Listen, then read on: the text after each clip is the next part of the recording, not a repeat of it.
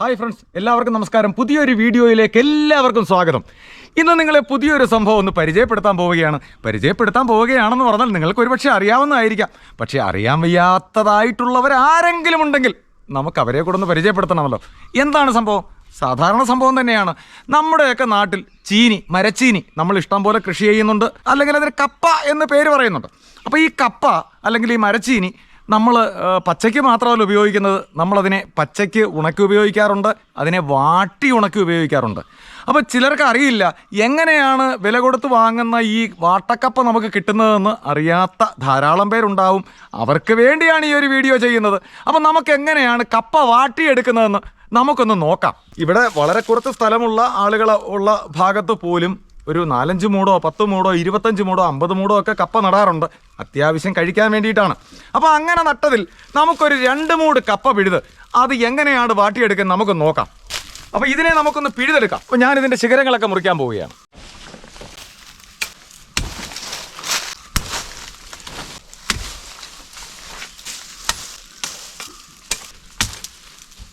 ഇപ്പോൾ എടുക്കാൻ പോകുന്ന 2 മൂട് കപ്പയാണ്. ഒരുപാട് കപ്പയൊക്കെ ആയാൽ നമുക്ക് ഒരുപാട് സമയവും താമസമൊക്കെ വരും. അതുകൊണ്ട് നമ്മൾ 2 മൂട് കപ്പ മാത്രമേ എടുക്കുന്നുള്ളൂ. നല്ല ഉണക്കുകാലമാണ് ഇപ്പോഴേ, അതുകൊണ്ട് ഇത് നമുക്ക് പിഴുതെടുക്കുന്നതിന് ഒരല്പം ബുദ്ധിമുട്ടുണ്ടാകും. നമുക്ക് ഒരല്പം വെള്ളം ഒഴിച്ച് കൊടുത്ത് ഇതിനെ ഒന്ന് തണുപ്പിച്ചതിന് ശേഷം നമുക്ക് പിഴുതെടുക്കുന്നതായിരിക്കും എളുപ്പം എന്നാണ് എനിക്ക് തോന്നുന്നത്.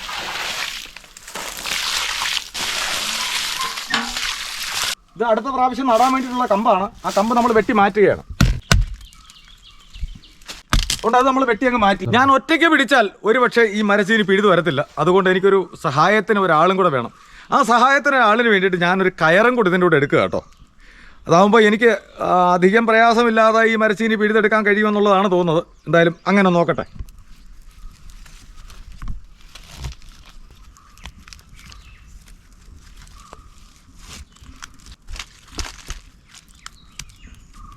ഇനി ഞാൻ അതിന് ഒരു ഉത്തോലകം കൊടുക്കുകയാണ്, ആ ചീനി ഒന്ന് പിഴുതെടുക്കാൻ.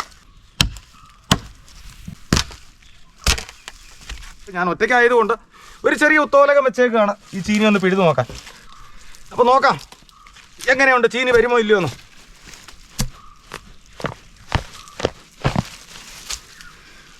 ചീനി പിഴുതു വന്നു. ഇനി നമുക്ക് ആ കിഴങ്ങിഞ്ഞെടുക്കാം.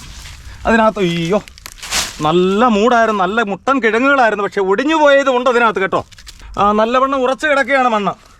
അതുകൊണ്ട് ഈ കിഴങ്ങുകൾ നമുക്ക് മാന്തി എടുക്കാൻ ഒരുമിച്ച് പിടിച്ചാൽ ചിലപ്പോൾ വരത്തില്ല. അതേസമയം നല്ല മഴക്കാലമായിരുന്നെങ്കിൽ കുഴപ്പമില്ല, നമുക്ക് പിടിച്ചാൽ അന്നേരം തന്നെ ഈ കിഴങ്ങുകളെല്ലാം വരും.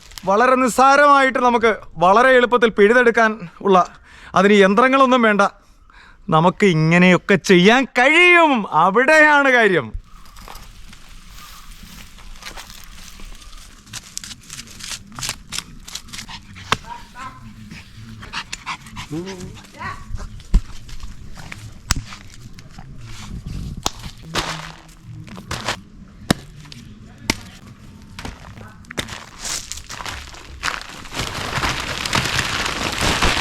അപ്പോൾ നമ്മൾ പിഴുതെടുത്ത മരച്ചീനി അല്ലെങ്കിൽ കപ്പ അതിനെ നമുക്കിനി പൊളിച്ച് അരിഞ്ഞ് റെഡിയാക്കി എടുക്കണം. നമുക്ക് എന്ത് ചെയ്യാനാണ്? ഉണക്കിയെടുക്കാൻ. എങ്ങനെ ഉണക്കാനാണ്? നമുക്കത് പൊളിച്ചെടുത്തതിന് ശേഷം നിങ്ങളോട് പറയാം.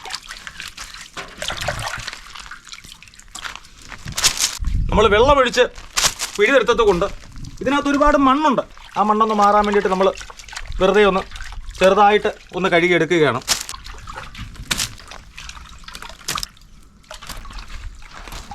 ഇനി അതിനെ നമുക്ക് പൊളിച്ചെടുക്കാം. മരച്ചീനി കിഴങ്ങ് നമുക്ക് ഇഷ്ടം പോലെ കിട്ടുന്ന സമയങ്ങളുണ്ട്, ചിലപ്പോൾ കിട്ടാത്ത സമയങ്ങളുണ്ട്. ചില സമയത്ത് ഭയങ്കര വിലയാണ്. ഇപ്പോഴൊക്കെ ചില സമയത്ത് നമ്മുടെ നാട്ടിൻപുറത്ത് തന്നെ 60, 65, 70 രൂപ വരെ 1 കിലോ മരച്ചീനിക്ക് വില വരുന്ന സമയങ്ങളുണ്ട്. ചില സമയങ്ങളിൽ തീരെ വിലക്കുറവായിരിക്കും, 20 രൂപയ്ക്ക് പോലും ആർക്കും ആവശ്യമുള്ള സമയം കാണത്തില്ല. അപ്പോൾ അങ്ങനെയുള്ള സമയങ്ങളിൽ നമുക്ക് ഇഷ്ടം പോലെ മരച്ചീനി കിട്ടുമ്പോൾ നമ്മൾ ഈ മരച്ചീനി നമ്മുടെ അത്യാവശ്യത്തിനുള്ള ഉപയോഗത്തിനെടുത്തതിൻ്റെ ബാക്കിയുള്ളത് എടുത്ത് നമ്മൾ ഉണക്കും. എങ്ങനെ? നമ്മൾ ഒന്ന് നുറുക്കി പച്ചയായിട്ട് ഉണങ്ങും. പച്ചയായിട്ട് ഉണങ്ങിയാൽ ഒരുപാട് നാൾ നീണ്ടു നിൽക്കത്തില്ല, അത് പെട്ടെന്ന് അതിന് കേടുവരാൻ സാധ്യതയുണ്ട്. അത് കേടാവാതിരിക്കാൻ വേണ്ടി നമ്മളതിനെ വാട്ടി ഉണങ്ങും. അപ്പം മരച്ചീനി വാട്ടി ഉണങ്ങി നമ്മൾ പലപ്പോഴും കടകളിൽ നിന്ന് വാങ്ങി ഉപയോഗിക്കാറുണ്ട്. പക്ഷേ എങ്ങനെയാണ് ഇത് വാട്ടിയെടുക്കുന്നത് എന്നുള്ളത് പലരും ശ്രദ്ധിക്കാറില്ല. പണ്ട് കാലങ്ങളിൽ ദാരിദ്ര്യം ഉണ്ടായിരുന്നൊരു കാലഘട്ടം എന്ന് പറഞ്ഞെങ്കിലും കേട്ടിട്ടുണ്ടായിരിക്കും, ചിലരൊക്കെ അനുഭവസ്ഥരുമായിരിക്കും. അന്ന് നമുക്ക് ഭക്ഷണത്തിന്, നമുക്ക് ആഹാരം കഴിക്കുവാൻ അരി നമുക്ക് സ്വന്തമായിട്ട് നെല്ല് ഉൽപ്പാദിപ്പിക്കുന്നവർ കുറവായിരുന്നു. അല്ലെങ്കിൽ ഉള്ള കർഷകൻ്റെ അടുത്ത് ചെന്ന് ആ നെല്ല് കൊയ്ത് അതിൻ്റെ പദം, അതിൻ്റെ വീതം അത് കൊയ്ത് ചവിട്ടി കൊടുക്കുന്നതിൻ്റെ പദം വാങ്ങിക്കൊണ്ടുവന്ന് ഉപയോഗിക്കുന്ന സംവിധാനമായിരുന്നു. പക്ഷേ എന്നാലും വീട്ടിൽ ദാരിദ്ര്യമാണ്. എല്ലാ വർഷത്തിൽ 2 പ്രാവശ്യം മാത്രമേ നെൽക്കൊയ്ത്തുള്ളൂ. അപ്പം കർഷകനായിട്ട് പോകുന്ന ഒരാൾക്ക്, കൃഷി ചെയ്യുന്ന ആൾക്ക് കിട്ടും. പക്ഷേ ഒരു കൃഷിക്കാരൻ്റെ കൂടെ പോകുന്ന തൊഴിലാളിക്ക് ഒരു പക്ഷേ എല്ലാ മാസവും അരി വാങ്ങിച്ച് കഴിക്കാൻ നടക്കത്തില്ലായിരുന്നു. അന്ന് നമ്മൾ പ്ലാവിൻ്റെ ചക്കയും ഈ മരച്ചീനിയൊക്കെ ആയിരുന്നു നമ്മുടെ ഏറ്റവും വലിയ ആഹാരമായിട്ട് ഉപയോഗിച്ചുകൊണ്ടിരുന്നത്. അപ്പോൾ അങ്ങനെയുള്ള കാലഘട്ടത്തിൽ പഞ്ഞം വരുന്ന കർക്കിടക മാസത്തിൽ, അതായത് മിഥുനം കർക്കിടകം എന്ന് പറയുന്നത് വളരെ മഴയുള്ള സമയമാണ്. അന്ന് ജോലിയൊന്നും ഇല്ലാത്തൊരു സമയം വരും.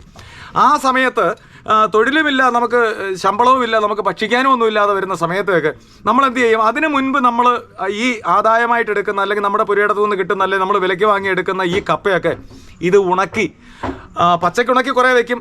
എന്തിനാണ്? അത് പെട്ടെന്നുള്ള ഉപയോഗത്തിനെടുക്കാൻ. അത് കഴിഞ്ഞ് നമ്മൾ മാസങ്ങളോളം കേടാവാതിരിക്കാൻ വേണ്ടി നമ്മളിതിനെ വാട്ടി ഉണക്കി വയ്ക്കും. അത് മാസങ്ങളോളം കേടാവത്തില്ല. അപ്പോൾ അങ്ങനെയൊക്കെ ഉപയോഗിച്ചാണ് നമ്മുടെ ഭക്ഷ്യ സംവിധാനം നമ്മൾ കൊണ്ടുപോയിക്കൊണ്ടിരുന്നത്. ഇനി നമുക്കിതിനെ അരിഞ്ഞെടുക്കണം. അരിഞ്ഞെടുക്കുക എന്ന് പറയുന്നത് പല രീതിയിലുള്ളതുണ്ട്. പല രീതിയിൽ അരിഞ്ഞെടുക്കും, പല രീതിയിൽ ഉപയോഗിക്കാൻ വേണ്ടിയിട്ടാണ്. നമ്മൾ കൊപ്ര എന്ന് പറയുന്ന രീതിയിൽ അരിഞ്ഞെടുക്കുന്നതുണ്ട്. അത് ഉണക്കി വലിയ കഷ്ണമായിട്ട് അതിനെ നമുക്ക് തൂക്കിക്കൊടുത്ത് അത് ബിസ്ക്കറ്റും ഒക്കെ വെക്കാൻ വേണ്ടിയിട്ട് കച്ചവടത്തിനായിട്ട് കൊടുക്കുന്ന സംവിധാനങ്ങളുണ്ട്. അതിൻ്റെ പുറംതൊലി മാത്രമേ കളയൂ, അതിൻ്റെ കരിന്തൊലി മാത്രം കളയും. അതിനകത്തെ തോല് നമ്മൾ സാധാരണഗതിയിൽ കളയാറില്ല. അത് കഴിഞ്ഞ് പിന്നെ നമ്മൾ പച്ച ഉണങ്ങുക എന്ന് പറയും. നമ്മൾ വെയിലത്തിട്ട് പച്ചയായിട്ട് ഉണങ്ങിയിട്ട് വെച്ച് നമുക്ക് 1-2 മാസം വരെ കേടാവാതെ നമുക്ക് ഉപയോഗിക്കാൻ കഴിയും. അത് കഴിഞ്ഞാൽ പിന്നീട് നമ്മൾ ഉപയോഗിക്കുന്ന 2 രീതിയുണ്ട്. വാട്ടി ഉണങ്ങുക. അതായത് വാട്ടി ഉണങ്ങുക എന്ന് പറഞ്ഞാൽ നമ്മൾ ചെറിയ ചെറിയ കഷ്ണങ്ങളായിട്ട് ഇതുപോലെ ചെറിയ കഷ്ണങ്ങളായിട്ട് കൊത്തി എരിഞ്ഞെടുക്കുക. എന്നിട്ട് അതിനെ നമ്മൾ വാട്ടിയെടുക്കുന്നൊരു സംവിധാനമുണ്ട്. ഇത് വീണ്ടും വാട്ടി ഉണങ്ങി കഴിഞ്ഞിട്ട് വീണ്ടും നമ്മളതിനെ വലിയ കഷ്ണങ്ങളാണെങ്കിൽ വീണ്ടും ഒന്നുകൂടെ മുറിച്ചിട്ടായിരിക്കും നമ്മൾ അത് ഉപയോഗിക്കാൻ എടുക്കുന്നത്. അതുമല്ലെങ്കിൽ നമ്മൾ നീളത്തിൽ ചിപ്സ് അരിയുന്നത് പോലെ നീളത്തിലെടുത്തിട്ട് അതിനെ വറ്റിലുണങ്ങുക എന്ന് പറയുന്നൊരു സംവിധാനമുണ്ട്. അതായത് ചതുരത്തിൽ നീളത്തിൽ അരിഞ്ഞെടുത്തിട്ട് അതിനെ വറ്റിലുണങ്ങുക. അത് നമുക്ക് വറുത്ത് തിന്നാൻ കൊള്ളാം, വളരെ രുചിയാണ്. അപ്പോൾ ഏത് രീതിയിൽ വേണമെങ്കിലും എടുക്കാം. ഇപ്പം നമുക്ക് ചെറുതായിട്ട് അരിഞ്ഞ് നമുക്ക് വാട്ടി ഉണങ്ങി നമുക്കൊരു 4-5 മാസം കേടാകാതെ എങ്ങനെ സൂക്ഷിക്കാം എന്നുള്ളതാണ് ഇപ്പോൾ നമ്മൾ അരിയാൻ പോകുന്നത്.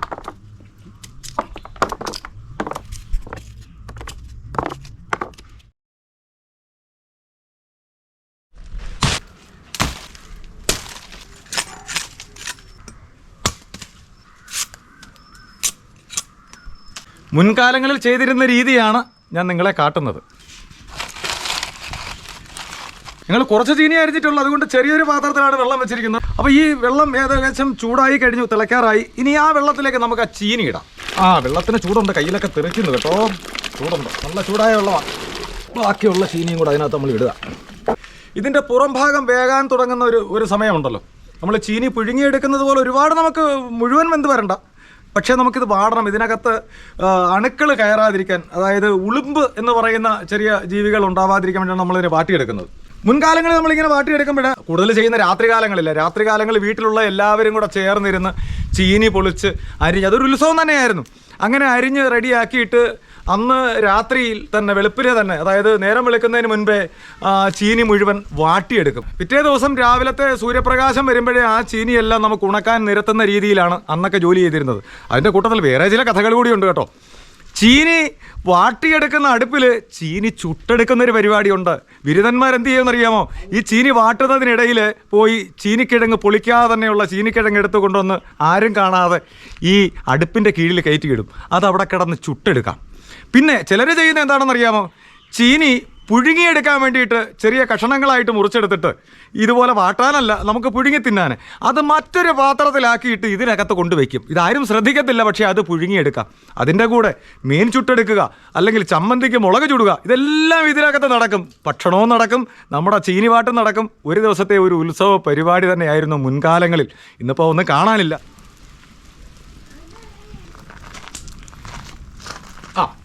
ഏകദേശമൊക്കെ പരിവായി. മുഴുവൻ വേവുകയല്ല, നമ്മൾ ചീനി പുഴുങ്ങുന്നത് പോലെ വേവണ്ട. പിന്നെ ചില ചീനികളുണ്ട്, കട്ടൻ ചീനിയൊക്കെ ആണെന്നുണ്ടെങ്കിൽ നല്ല വേവുള്ളതാണ്. അതിന് പിന്നെ ഊറ്റ എന്ന് പറയുന്ന കയ്പ്പ് അതൊക്കെ ഉണ്ട്.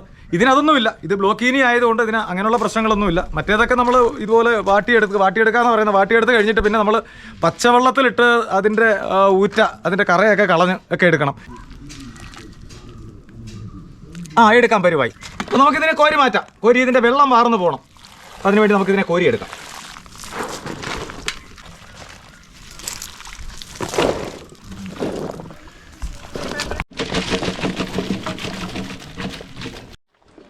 അപ്പോൾ നമുക്കിതിനെ വെയിലത്തോട്ട് തട്ടി ഇതിനെ ഉണക്കിയെടുക്കാം.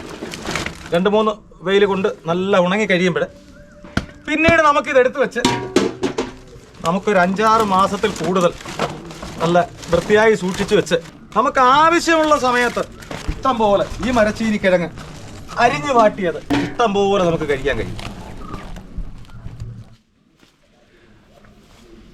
അപ്പോൾ ഹൈസ്, ഇങ്ങനെയാണ് ചീനി വാട്ടിയെടുക്കുക.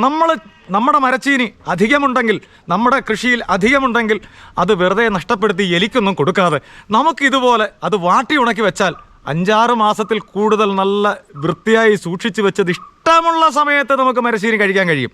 അപ്പോൾ ഈ 4 ദിവസത്തെ ഉണക്ക് കഴിയുമ്പോൾ ഇത് മരച്ചീനി ഉണങ്ങിക്കഴിഞ്ഞു. നിങ്ങൾ ആര് വന്നാലും ഉണങ്ങിയ മരച്ചീനി ചേർത്ത് നമുക്ക് ഭക്ഷണം കഴിക്കാം. അപ്പോൾ പുതിയൊരു വീഡിയോയുമായി നിങ്ങളുടെ മുമ്പിൽ വരുന്നതുവരെ നിങ്ങളോട് ഒരു കാര്യം എനിക്ക് പറയാനുണ്ട്. ഞങ്ങളുടെ വീഡിയോ നിങ്ങൾക്ക് ഇഷ്ടപ്പെടുകയാണെങ്കിൽ ലൈക്ക് ചെയ്യുക, ഷെയർ ചെയ്യുക, കമൻറ്റ് ചെയ്യുക. സബ്സ്ക്രൈബ് ചെയ്തിട്ടില്ലാത്തവരാണെങ്കിൽ തീർച്ചയായും സബ്സ്ക്രൈബ് ചെയ്യുക. മാത്രമല്ല, പുതിയൊരു വീഡിയോ നിങ്ങളുടെ മുമ്പിൽ പെട്ടെന്ന് എത്തുന്നതിന് വേണ്ടി ഞങ്ങളുടെ ബെൽ ബട്ടൺ കൂടി ഒന്ന് അമർത്തണേ. അപ്പോൾ അടുത്ത വീഡിയോയുമായി നിങ്ങളുടെ മുമ്പിൽ വരുന്നതുവരെ എല്ലാവർക്കും നമസ്കാരം.